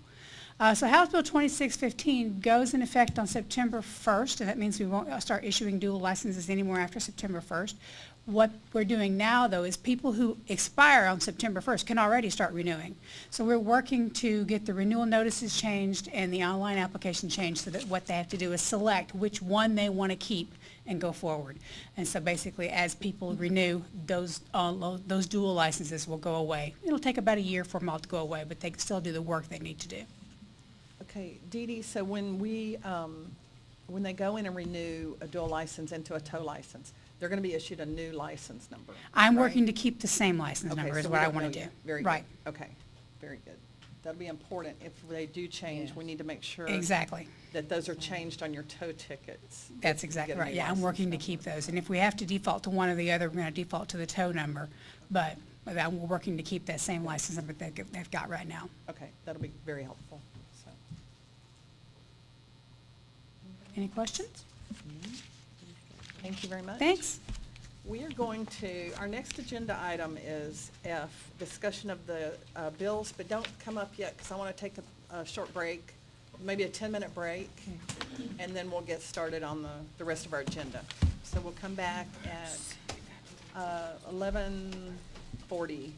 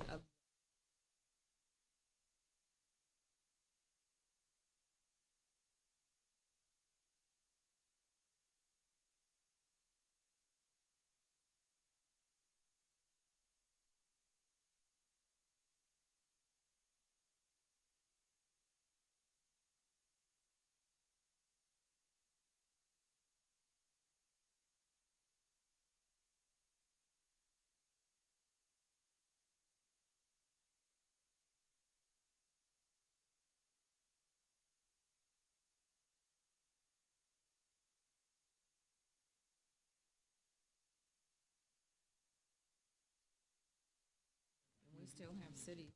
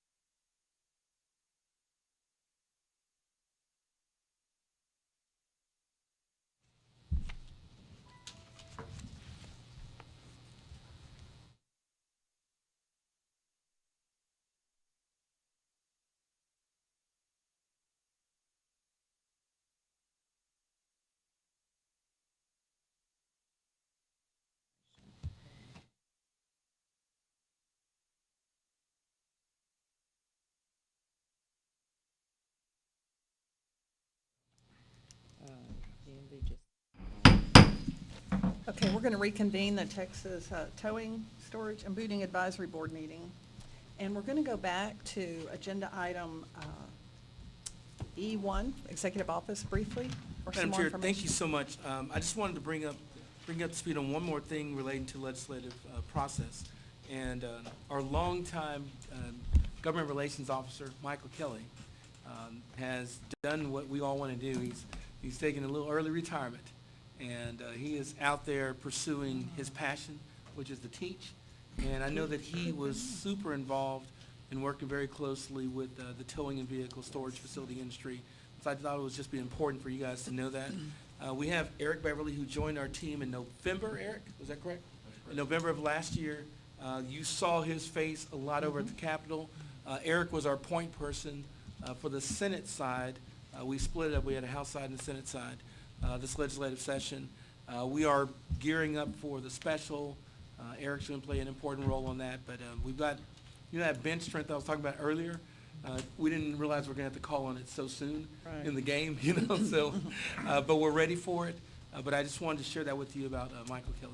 Thank you for doing that, because Michael was very helpful to Absolutely. us. We really enjoyed working with him, and I know he's not listening, but we wish him well in his He probably retirement. is. He's weird like that. And we welcome Eric, too. We worked with Eric during the session. That's Good very man. good. He's a So- good guy.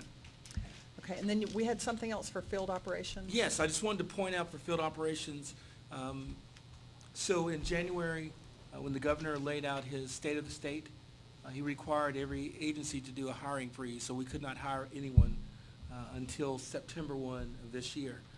You couldn't post a position or anything of that nature. And it brought about some great savings this fiscal year. But our agency, in working with all the different groups coming out of the session, we were able and very fortunate to receive some additional help for the new responsibilities, but also our existing programs. As recently as yesterday, we've already posted positions. Now, they won't start until September 1, but we've already posted 7 inspector positions. That'll be across the state. And I just wanted to point that out that we know this is an area that we have to have that touch to really, I think it's the point of the spear in regard to compliance. Having the inspectors out there is a consumer protection element, but it's also a compliance element. And so I just wanted to let you guys know that we are going to be posting probably 30-plus positions the course of this month, and then we'll have those folks, some starting on September 1, some starting on October 1, and so forth. So that's it's going down, and I'm excited about it, and the agency's geared up and ready to take these people on. Very good. Thank you for that update. Thank you for letting me go back to that. I appreciate it. Okay, Todd. Tasha. We're ready for agenda item F, discussion of 85th legislative session bills affecting towing and storage and booting program.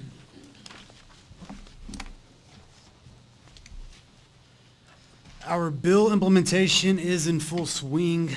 There are four bills essentially, but 1501 and 2065, a lot of duplicate language.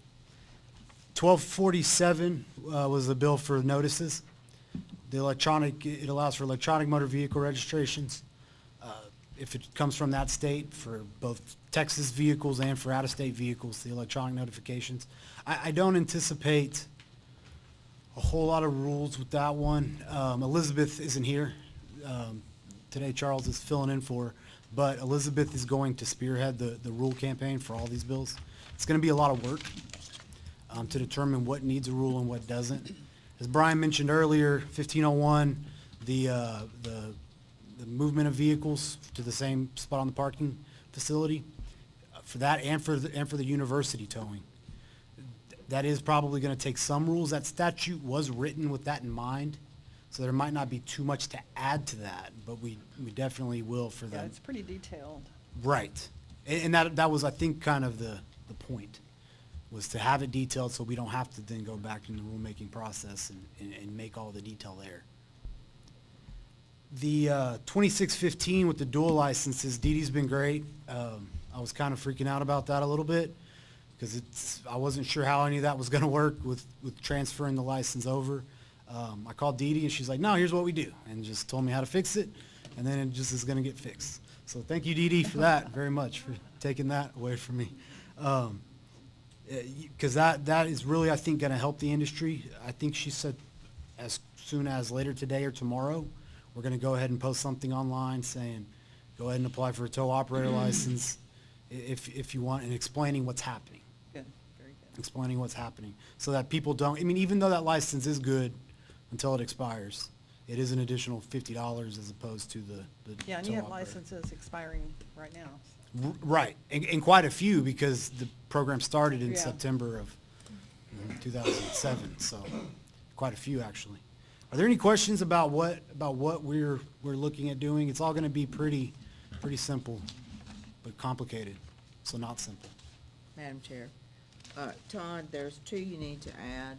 Mhm. House Bill 2306, which is minimal. It impacts auction fees. I think you just need to know about it for information for VSFs. If it comes up, because it's, like I said, it's a different compensation through the auction fee process. Okay. So it's kind of straightforward. House Bill 3131 gives a VSF a shortcut to dispose of junk vehicles specifically. So that, when you're looking at lien rules and regs, or what lien processes are, you need to consider this one as well, because it is a shortcut to where you go straight to DMV with the fee. And the lien process is something that I think has been a concern of the industry. I think it's Yes. it's hopefully won't be as much of a concern to the industry due to 1501, 1501 and 1247. 1501, we're working with DMV now a lot more. They're having a webinar. We've sent out information on that. I believe they're coming to the tow show as well. And they will be there to answer any questions, which I think is a step in the right direction. I think we're really starting to kind of get everything to flow a little more smoothly and make that lien foreclosure process, help everybody understand what's expected of them on our end and from the DMV end, which I think was a little confusing at some point. There's a webinar out there now that is available to the industry. It's listed under the tax assessors, but you can watch it, that the DMV put on about the changes. And it's very helpful, and it includes some questions from the tax assessors, and I recommend you watch that on And I their think they're website. offering that to the VSFs as well next week. Yeah, I think so. they're gonna do one just for the VSFs, but I'd watch them all, Right. because there's a lot to it, and every tax assessor does things differently, so, you just need to get with your Yeah, tax that's- office to find out how they're gonna implement these changes, because, And that's some of the challenge with 1501, is getting in touch with the tax offices, letting them know, how we do that is gonna be something that we'll yeah, have if to you have a take into consideration. contact, it'd be good to get with them ahead of time, just to see what their, what they're thinking and how they're implementing it so that you have a And head we've had quite a few discussions with DMV, to where I, can answer any questions he has, he can answer any questions I have, which is good. I think, like I said, it's a step in the right direction. I know it's not perfect, but I think it's probably never gonna be perfect, but it's getting better. progress. So Right, hopefully we can build on this. right. And I think 1501 goes a long way to doing that, and that's gonna be, the other good thing, 1501 with the signage, we can now have essentially all the signs on paper, where it doesn't have to be the letter requirement. I think that's gonna help. That will take a rule to describe the Right. letter height and all that, but I think we can have that to 85, 1003, where it already does that for the other signs. So I don't think it's gonna be a whole lot, hopefully, but we'll definitely run everything by the work group. And- Well, the key items will be the relocations and the VSF signs, and then all the cleanup in the rules. Right. And the So, I mean, cleanup there's in a the lot. rules, there's a lot. A lot, but as far as new rules. Because they changed, the removal to towing and a lot, But yeah. it would be a good time to look at the entire body of the rules. And I think that's absolutely on the table. The only problem is with that, it is a good time, but we do have until September 1st. We don't have a lot of time. We don't have a lot of Yeah. time. And I'm concerned that, the time frame may shift because of just the amount of work we're already gonna have. Right. Elizabeth is on that, though. She's been great, and so hopefully, we'll have something soon. And then, once we get the rules finalized, then we can go on to the penalty matrix, Jimmy, as you mentioned earlier. And it'd be good to review that again, I think. Absolutely, and I think that's already taken place, I believe, with some of the violations, so I think you won't Good. have too much of a problem with that. Very good. And again, we've been working closely with enforcement to identify those things which can and can't, and the drug testing, is something that is can be a little, definitely can be a little confusing. Yeah, we definitely need to study that issue. Because I know there were some changes we tried to get in legislature we didn't get to clarify that, so that's gonna And- continue to be an issue on the timing. And so we will look at it, but our first goal is September 1st, having those rules are filed with the register on the 18th, but I set a timeline for the first for the rules. I hope it's possible. So we'll see. It's gonna take a lot of work. So if someone applies now, if their dual license expires and they apply now for a tow license, and they work in a VSF, is there gonna be enforcement on that between now and September 1st, or are we? I've talked to field ops and no. Okay, good. So if someone renews, their dual license expires, they renew it into a tow license, they're good to go? They're good to go. Okay, very good. That helps. Yes. That helps. Any questions? Madam Chair, I had a question. Todd, for the booting, is there any timeline for that, for the cleanup on that as far as working with the special session?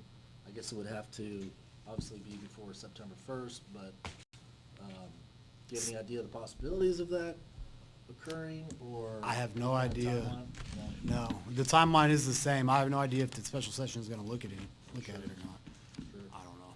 Okay. And Madam Chair, Brian Francis, Executive Director. We have had some preliminary discussions with the author to see if we can get that date moved, closer to September 1, 2017 date. So we'll be working. Okay. And possibly, the special session is its own beast. And if we have that opportunity, we're definitely going to try to work it in there. Okay. Our desire would be to have it immediately effective, which Okay. really would put it close to September. Mhm. But if it didn't get the 2/3, the earliest we'd be able to do it is December 1, Okay. 2017. But I think we have to, one, to see what the game looks like, and then two, to see if we're invited to play, and then three, if I'm we are sorry. successful. I'm sorry, Mr. Chairman, but I think the discussion is moving towards legislative issues, and I think we want to stay away from that area. Okay. Thank you, Charles.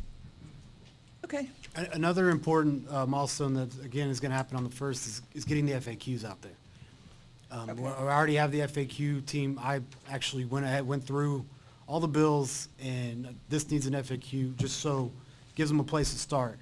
The FAQs, I think, will clarify a lot of things, and like, as Brian was saying earlier, how you read it's important. Like, for private property towing with the expired registration, you can now sticker the car for that notice. Well, only if the lease agreement, if it's on a previous lease, you can't. It has to be a new lease. Eventually, they'll all be on that new lease.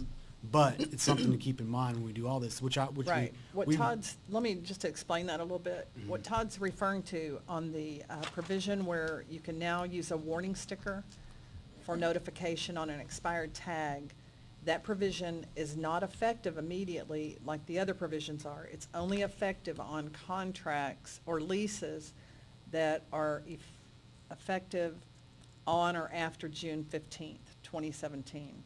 So that's going to be tricky. I don't know how that's going to be tracked, but the property managers need to track that and make sure proper notification is given on the ones that have current. And it's by FAQ that we're hoping to inform the industry on that. And FAQs in general, we've also gone through, I'm still waiting on George. I've gone through and broken out the compliance manual. I'm going to try to put an industry compliance section on the Todd, website. if you could Sorry.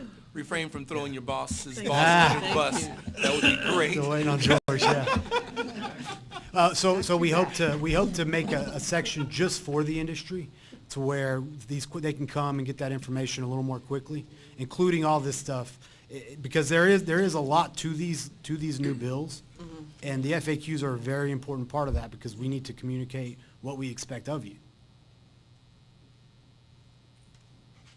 And it is George, by the way. Waiting on him. And if we can point them to, Jeanette Rash, if we can point them to something that saves them some money, that's why I brought up House Bill 3131. That's a big cost savings to be able to dispose of a junk vehicle in a quicker, cheaper way. So if we can, a lot of times it's just because they're gonna come to you for Right. information, and you could just give them the information. Absolutely. And that would be wonderful. And an area to do it through the FAQs. The FAQs whenever I was looking at it, it made me realize how much is actually in 1501. There's a lot to it. There is. And it's gonna take a lot of nuanced explaining, so we hope to have some pretty robust FAQs come out of this. Latasha's on that team. Latasha, did you have a comment on that? Any questions? Questions on any of the specifics? No. Like you said, there's a lot to it. Every time you read it, there's something new, so. It's true. And I agree. You need to read the bills with the existing statute, because if you just read the bill, you don't get the whole picture. So. And the end of it, because The effective dates, yes. The And effective the dates repeals. and the repeals. everything. So there's a lot. Go to a quiet room and go through it. A couple times.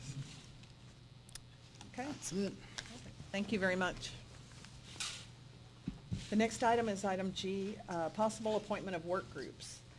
And we talked a little bit about work groups, but we're not going to appoint any at this point because we're not sure of what all we're going to have to address. So when we get the list of issues, we'll work on that.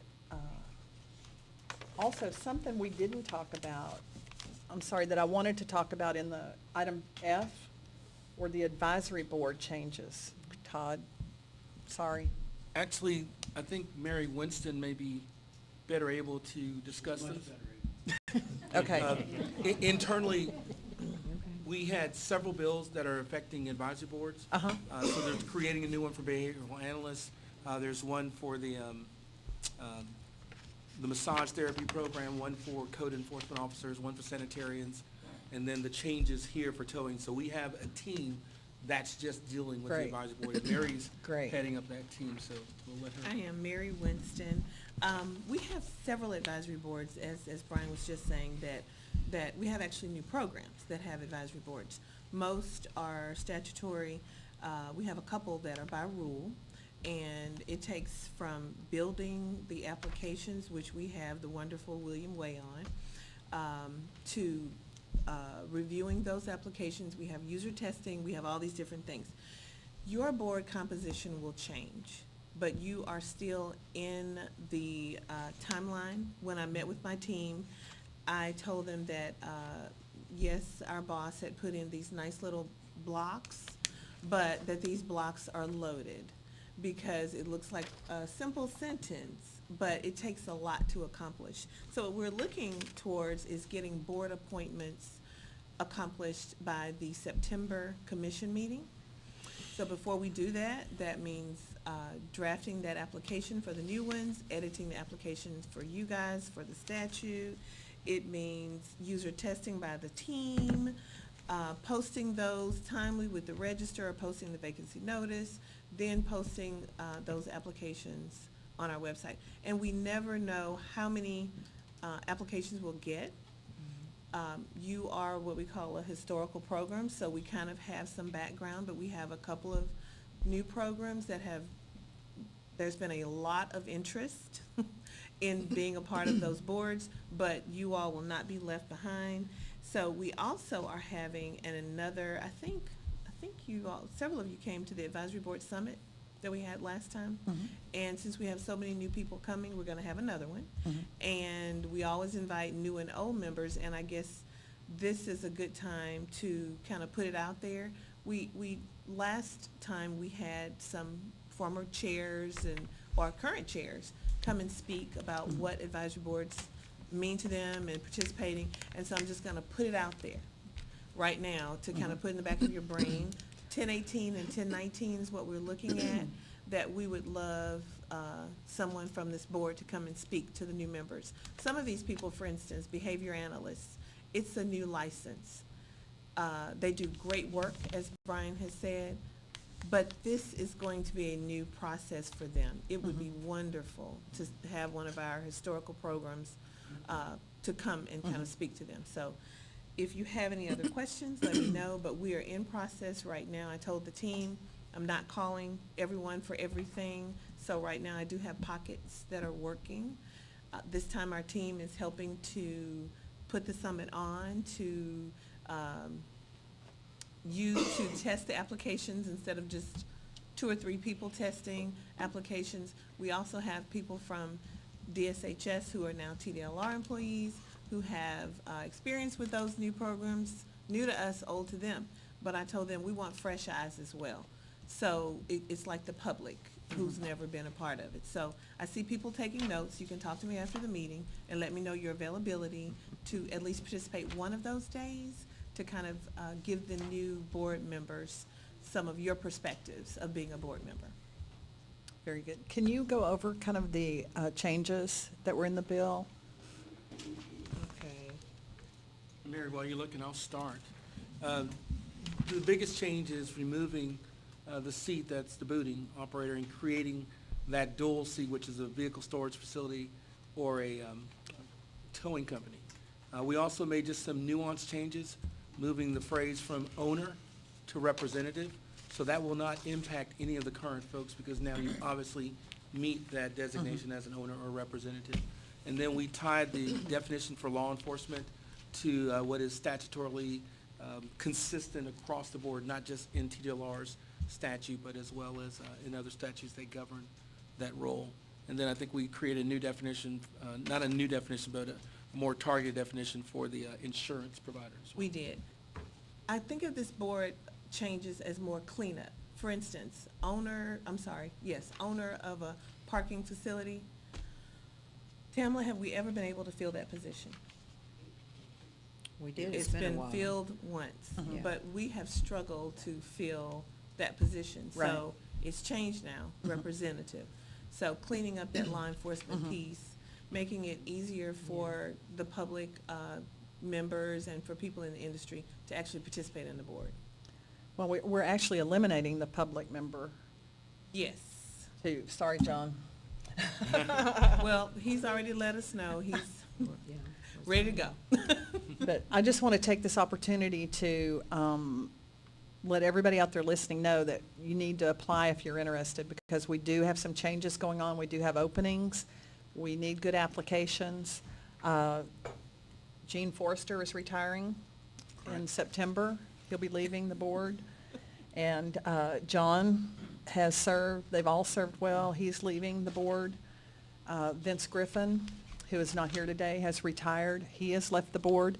So right now, we're looking for a lot of folks, law enforcement or peace officers, parking facility representative, and the new industry member. So we're gonna have some fresh faces up here.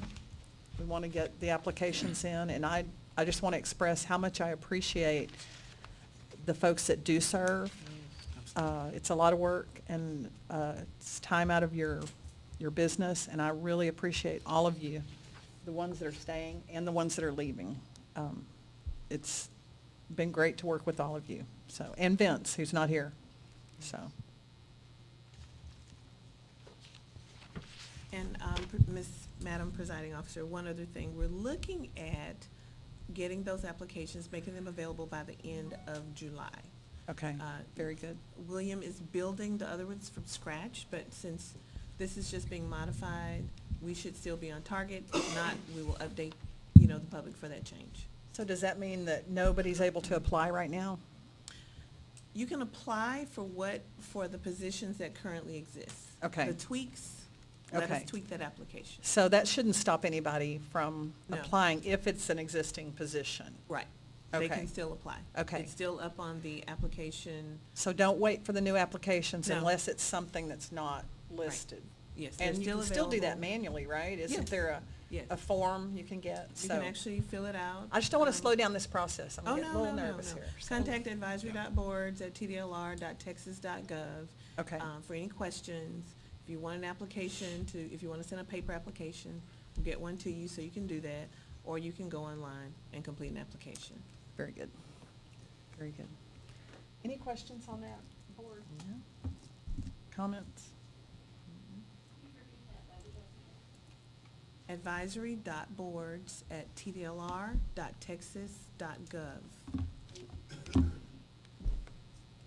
Okay, I think we're done with item F now. Thank you. Item G, we're going to pass on that until we get further along with the process. We're going to, item H is an item from last agenda that should not be on here. So we're not doing anything on H today. Well, I wanted to, Madam Chair, I wanted to discuss that because, there hasn't been a rate increase in 12 years for VSF, so I'm gonna start working on this. I had talked to Paul Martin, and he has agreed to assist us in trying to nail down a fee that's been in statute since '07. And, as the cost of doing business has gone up, particularly when it comes to property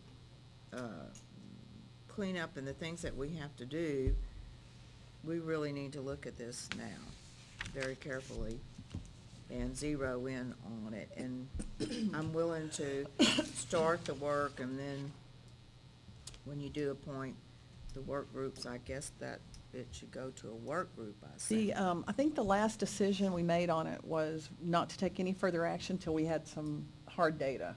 So maybe if you can come up with some hard data, Mhm. we'll revisit it and do that, okay? Yes. Anything else on that? The next item is I, discussion of credit card fees charged by third parties. And this was an item Ms. Milstead wanted to bring up and talk about. Yes, I know other people in the industry have faced this company as well. I met these people late last year, I think it was at the tow show or no. And what they're trying to do is they're trying to seek the business of the towing and storage facilities. And what they agree to do is they come in and they set up a site where your customers can come on and they can pay for their towing or their storage or whatever on the site. And you still use your current credit card processor. This is a middle party, and then the money goes to you. Now, they are advertising that you can charge a site fee of 1 to 3% for this service. The question is, we've never been able to charge for a credit card fee, and so this is being advertised that it's legal in Texas, it can be done. And I started calling on this early this year to find out, is this legal? Can it be done? Because we as association leaders, we have to let our members know if this is legal or not legal. So my question is, it's a third party. They're saying you can charge for the site. Is that legal? we've had discussions about this issue. It is legal for other industries, but not this one. And the reason for that is the statute. The statute does not allow for charges that are not listed in the statute. And so your restrictions are by statute and not by practice. That answers my question. Thank you. That's one of the most direct answers Charles has ever given. It's because he was talking to me. I was stunned. I was like, wow. Well, and I think to make it clear, if everybody, anybody who's using this third party, and if you're charging a site fee, which I know there's towers out there doing that, you need to be very careful that you just heard it from the bosses that that's not legal. So you don't want to get in trouble for that. Is there any other question or comment on that item? Next item is J, recommendations for agenda items for our next board meeting. I'll start. I think we've got that pretty well covered. Yeah. Yes, Amy? I'd like to add the VSF 11 form. It is still a problem. It is still coming up. And customers are still angry. The second thing is, can we get the formal answer when it comes back on that prearranged shipping transaction? Because I think that's a problem for more than just Mr. Poole. I think it's all over the state. And then I know you mentioned penalty matrix. I wasn't sure if that's gonna be on there, if we're gonna have time or not. It's too early, Okay, no. not a No. problem. We need to get the rules done because that will affect the penalty matrix. Not a problem. So we'll do the penalty matrix. Madam Chair, just for clarity, in regard to the VSF Form 11, what angle? Is it just another broad discussion about it? Is it direction to improve it, or what? I have which the way you wanna suggestion go? for improvement, Okay, yeah. okay. Do you wanna go into that now, or? No, we can't go into now, Okay. but it'll help us craft. Yes, sir. The agenda item, so Yeah, discussion I don't, for identifying I'm with ways to you. I improve. don't want to just Yeah. discuss it ad nauseum again. If you have a solution. Okay. Madam Chair, I want to discuss what is the option for the department to enforce the misuse of the VSF 011 form specifically. That's what I want to hear, okay? Misuse by, The parties using it. okay.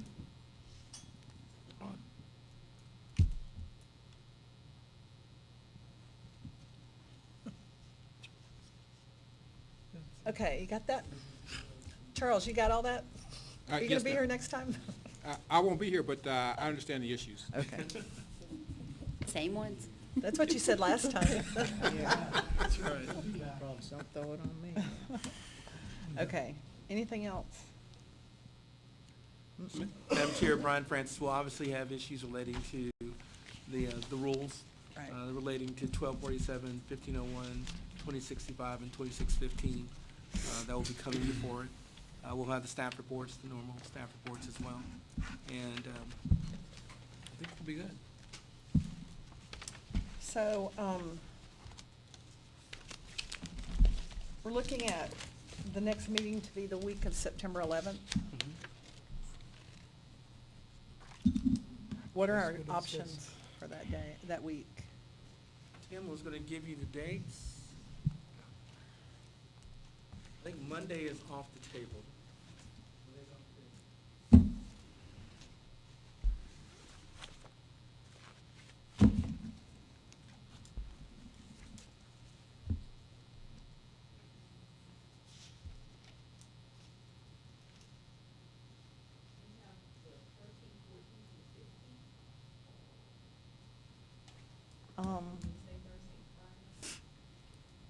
How about the 14th or 15th?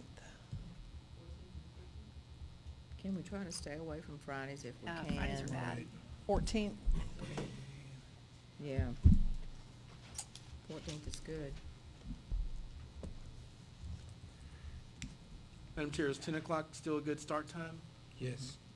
For me, yes. Everybody else, gives people time to travel if they have to. Mr. Comfer, you will still be on the board by then, so, yeah. No, I was planning on giving you a very nice rendition of memories, but I guess I can't do that right now, so we'll hold off on that. And Bud will be available? Yes, ma'am. One last meeting? Outstanding. 9/14? September 14th then, okay. And Madam I- Chair? Yes.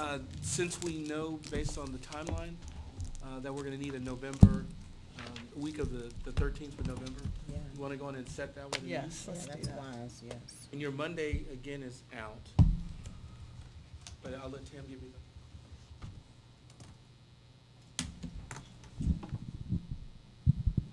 We have the Friday completely open. The other days have meetings in the morning already. Mhm. Afternoon meeting on Thursday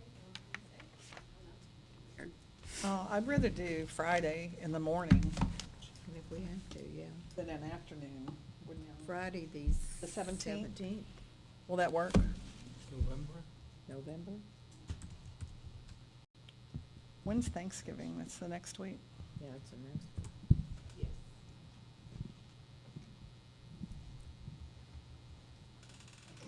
9/14 and 11/17. Okay, very good. Does that take care of everything? Okay, do I have a motion to adjourn? I move. I second. Second? All those in favor? Aye. Meeting's adjourned. Thank you.